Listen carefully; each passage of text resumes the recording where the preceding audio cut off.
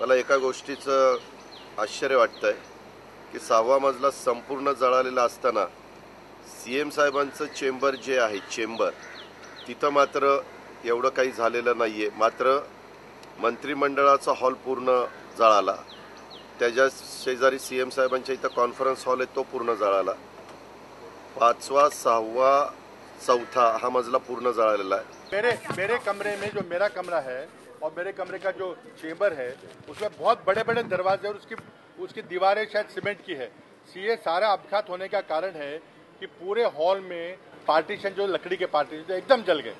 मेरे दफ्तर में कैबिनेट रूम भी जल गया और मेरा जो कॉन्फ्रेंस रूम था वो भी जल गया है। लेकिन मेरे कार्यालय में मोटे मोटे दरवाजे आज भी जाके जलते, वहाँ शायद आग नहीं पहुँच पाई है। मंत्रालयाला लागलेल्या आगीनंतर अजितदादा आणि पृथ्वीराज बाबांमध्ये अशी जुगलबंदी रंगली।